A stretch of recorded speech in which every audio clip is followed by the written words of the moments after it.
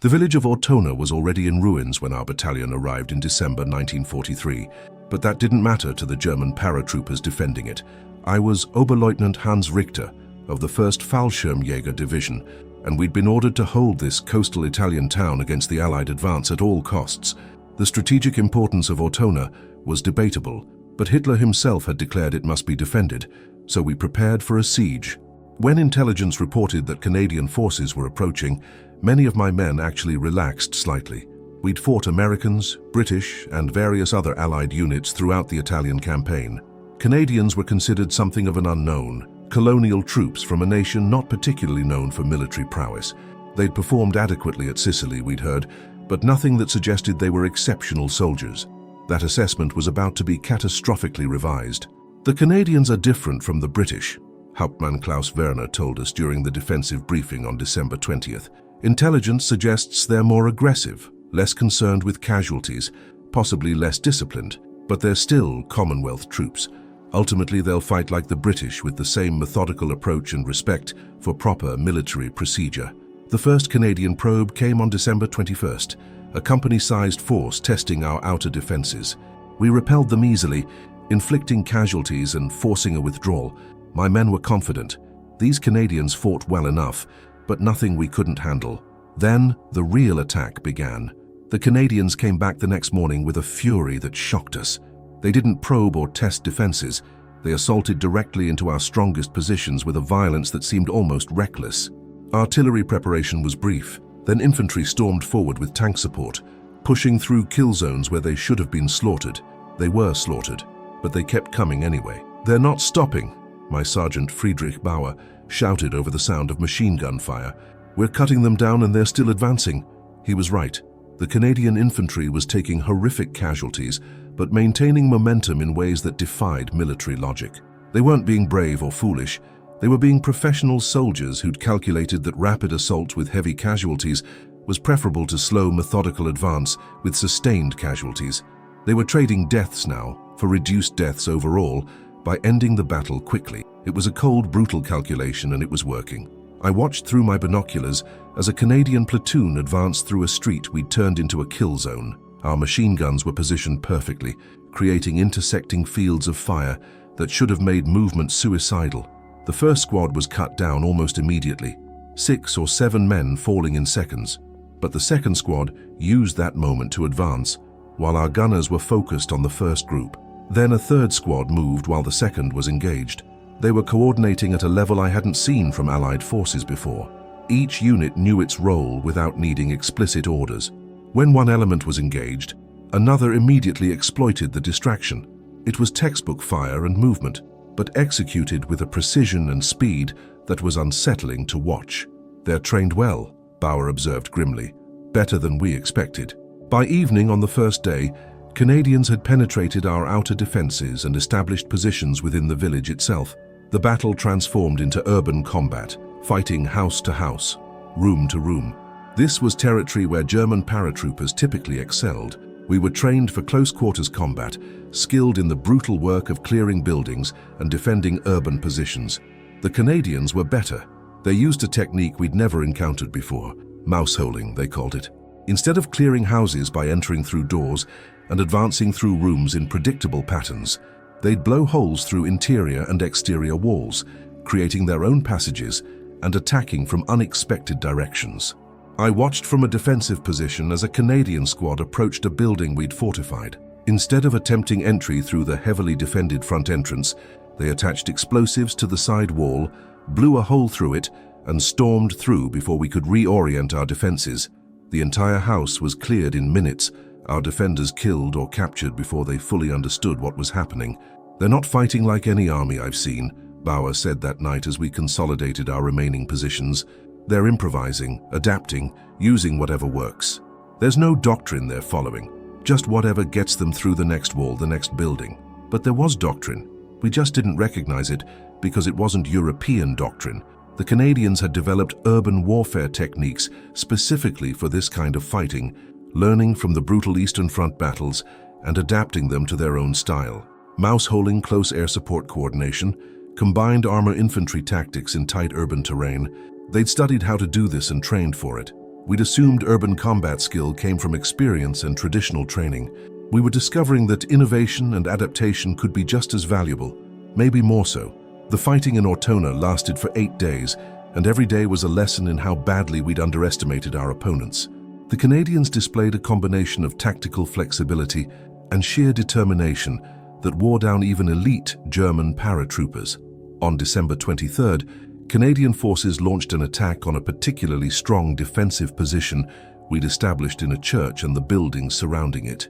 We had excellent fields of fire, multiple defensive layers, and numerical superiority in that sector. The position should have been nearly impregnable. The Canadians brought up tanks, Sherman tanks that somehow navigated the rubble-choked streets and positioned them to provide direct fire support into our positions at point-blank range. While we were engaged with the tanks, infantry squads used mouse-holing to infiltrate buildings adjacent to our position, attacking from angles we hadn't adequately defended because we'd assumed no one would approach from those directions. The coordination between armor and infantry was seamless. The tanks would fire high-explosive rounds into our positions, creating dust and debris that obscured visibility. In that moment of confusion, infantry would advance or breach walls. When we tried to engage the infantry, the tanks would provide suppressive fire. When we focused on the tanks, the infantry would attack. Within 3 hours, a position we'd thought would hold for days was overrun. I lost half my company in that engagement, and the survivors were badly shaken. "They fight like demons," one of my men said, his voice hollow with exhaustion and shock. "They don't stop, they don't retreat. They just keep coming, finding new ways to attack, never giving us time to rest or reorganize." He wasn't wrong. The Canadian tempo of operations was relentless. They attacked during the day, attacked at night, gave us no respite. Traditional German defensive doctrine relied on weathering attacks and counterattacking when the enemy exhausted themselves. But the Canadians never seemed to exhaust themselves. They rotated units, maintained pressure, and prevented us from executing the tactical rhythm we were comfortable with. I learned later that this was intentional Canadian tactical philosophy. Their commanders believed in maintaining constant pressure on defenders, denying them time to reorganize or reinforce, keeping them off balance and unable to establish stable defensive patterns. It was exhausting for the attackers too, but the Canadians had the numerical advantage and could rotate fresh units into combat while we had no such luxury. Christmas Day, 1943, saw some of the most intense fighting of the battle. The Canadians attacked through areas so heavily damaged by artillery and previous fighting that movement should have been nearly impossible. But they navigated the rubble fields with frightening efficiency, using the destroyed buildings as cover and concealment, turning our own defensive destruction against us. I witnessed a particularly striking example of Canadian tactical adaptability that day. A platoon of Canadian infantry was pinned down by one of our machine gun positions established in a collapsed building. Instead of withdrawing or calling for artillery support, they improvised an immediate solution. A few soldiers provided suppressive fire, while others maneuvered into an adjacent destroyed building. They climbed through the rubble to gain elevation, then attacked our position from above and the flanks simultaneously, throwing grenades and firing rifles into our position before we could adjust our defensive orientation. The machine gun crew was eliminated in less than 2 minutes. "They're not just brave," Hauptmann Werner observed after this engagement. "Bravery we've seen before. This is different. It's intelligent aggression. They're constantly analyzing the situation and adapting their tactics in real time. We can't predict what they'll do because they're not following a set playbook. They're improvising based on what works in each specific situation." What troubled me most was how their junior officers and NCOs operated. In the Wehrmacht, even elite units like paratroopers followed established doctrine fairly rigidly. Officers made decisions based on training and orders from superiors. When situations didn't match our training scenarios, we had to request guidance or improvise cautiously. The Canadian NCOs and junior officers seemed to have much more autonomy. I watched through gaps in rubble as a Canadian sergeant, separated from his officer, took command of elements from 3 different platoons and organized an impromptu assault on one of our positions. He didn't wait for orders or request permission. He assessed the situation, made a decision and executed it immediately. The assault succeeded and our position fell within minutes. That kind of decentralized decision-making gave the Canadians an enormous tactical flexibility advantage. They could respond to changing situations instantly because the soldiers on the ground had authority to make decisions and take initiative. The psychological impact on my men was significant. German soldiers, particularly elite units like paratroopers, took pride in our supposed tactical and technical superiority. We were taught that German military excellence would overcome numerical or material disadvantages, but the Canadians were demonstrating that they could match us tactically while also having material and numerical advantages. How do we beat them? Young Gefreiter Schmidt asked me one night as we huddled in the cold ruins of what had been someone's home. They have more men, more supplies, better support, and they fight as well as we do, maybe better in these conditions. We hold as long as we can, I told him, though I knew it was inadequate. We make them pay for every meter. We do our duty. But privately, I was beginning to understand that we couldn't win this battle, not against opponents who combined material superiority with tactical excellence and operational flexibility. On December 26th, the Canadians employed a new tactic that was both brilliant and terrifying. They began systematically demolishing buildings we occupied, not with artillery, but with close-range explosives and engineering work. They'd isolate a building, evacuate surrounding areas, then bring up engineers who would plant massive demolition charges and literally bring the building down on top of our defenders. I was in a defensive position in a 3-story apartment building when I heard the distinctive sound of heavy explosives being positioned in the building next to ours. The Canadians had cleared the adjacent building, and now they were preparing to collapse it. "Everyone out!" I shouted. "They're going to bring down the whole structure." We evacuated our position just minutes before the charges detonated. The explosion was massive. The entire building collapsed into a pile of rubble, creating a dust cloud that obscured the entire street. Any defenders still inside would have been buried alive. "They're not even trying to capture positions anymore," Bauer said, coughing from the dust. "They're just destroying anything we defend. How do you fight against that?" The answer was increasingly clear. You didn't, at least not indefinitely. The Canadian approach was grinding down our defensive capacity through a combination of aggressive infantry tactics, innovative engineering solutions, and a willingness to accept casualties that would have been politically unacceptable to other Allied forces. What made it worse was that the Canadians seemed to learn from each engagement. Tactics that worked against them once rarely worked a second time. If we successfully defended a position using specific methods, the next Canadian attack would come from a different direction or use different approaches that negated our previous success. I saw this evolution clearly on December 27th, when we attempted to repeat a defensive setup that had worked 2 days earlier. We'd successfully held a building by concentrating our forces on the ground floor and first floor, with overlapping fields of fire covering all approaches. The Canadians had lost men attacking that position before. This time they didn't attack the ground floor at all. Instead, they brought up ladders and engineers, gained access to the roof of an adjacent building, and bridged the gap between buildings at the 3rd floor level. They attacked from above, a direction we hadn't adequately defended because it had never been threatened before. The position fell within an hour, and we lost another dozen men. "They're treating this like a laboratory," Hauptmann Werner said bitterly that evening. "Every engagement is an experiment. What works gets repeated and refined. What fails gets discarded and replaced with something new.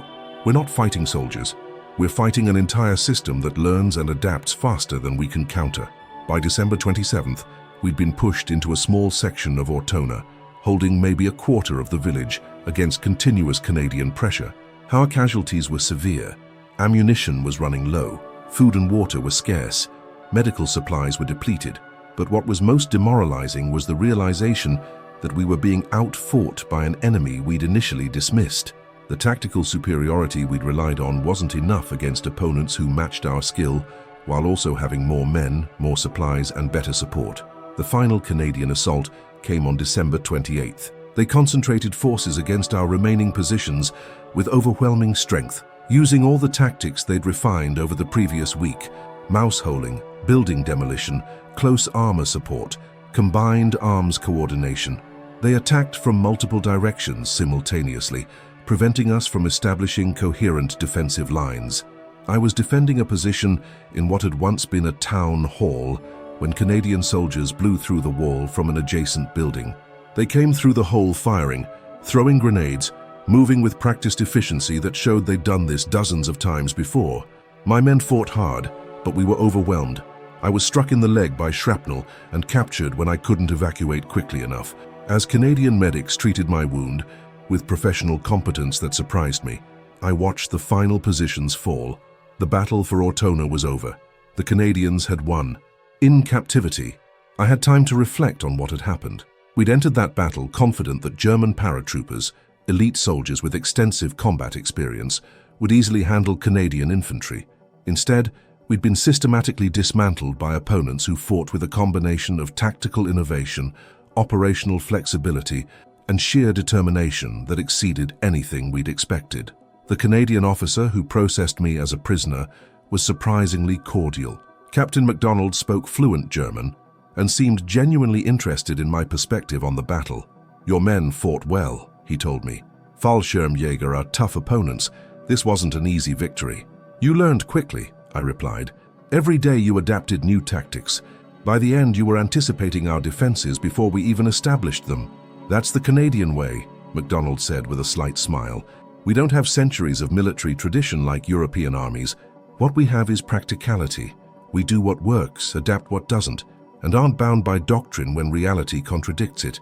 Your paratroopers are excellent soldiers, but you fought the way you were trained to fight. We fought the way we needed to fight to win."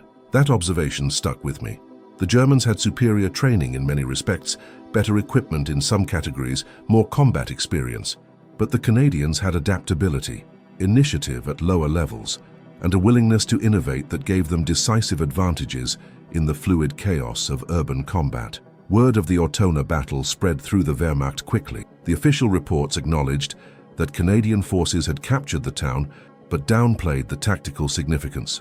Unofficially, soldiers who'd fought at Ortona told a different story, one of being comprehensively outfought by an enemy who refused to play by the tactical rules we expected. "Avoid the Canadians if possible," became common advice among German soldiers in Italy. "They fight differently, harder, smarter, more violently. They're not like the British or Americans." This wasn't just German perception.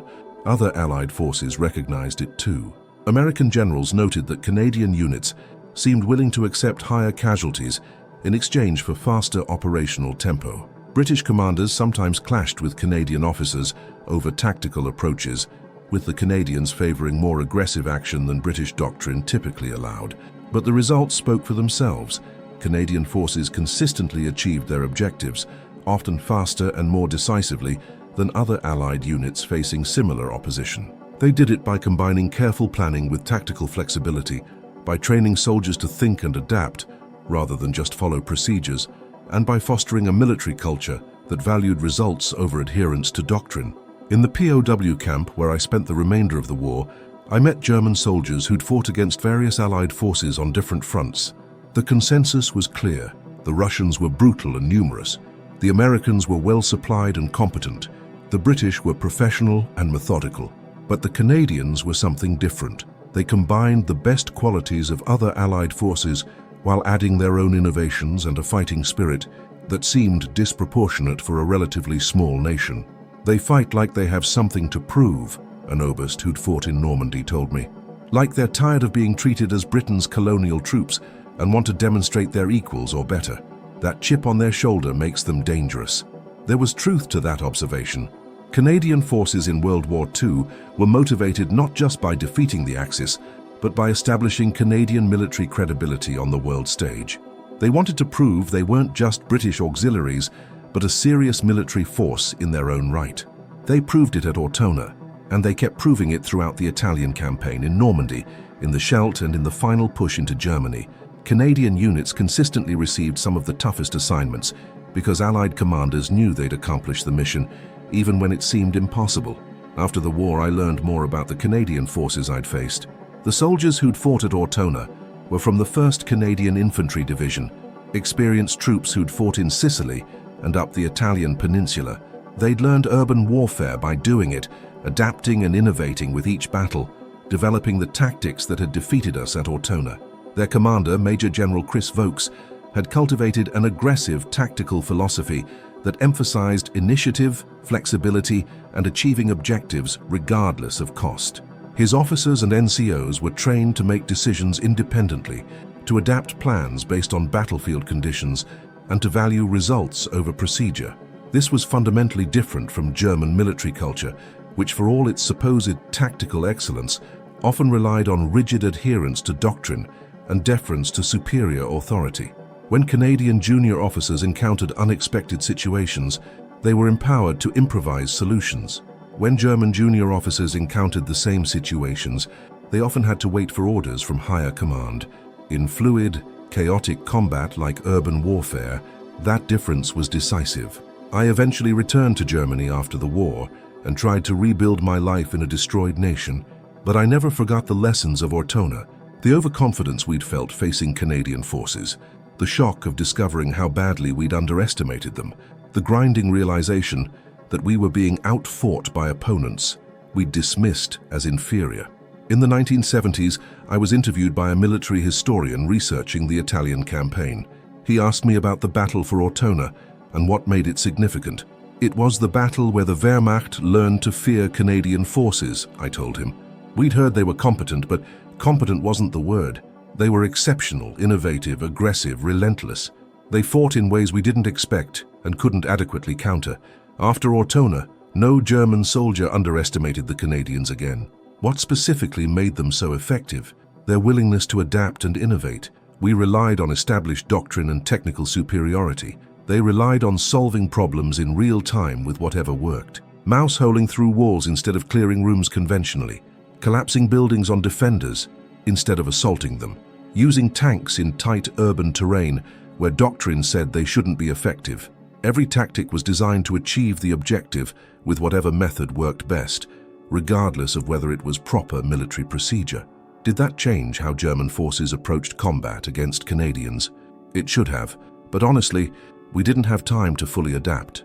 By the time we understood how dangerous the Canadians were, we were already losing the war. But yes, German units that had fought Canadians approached subsequent engagements with much more respect and caution. No more assumptions of easy victory. No more dismissing them as colonial troops. The historian nodded, making notes.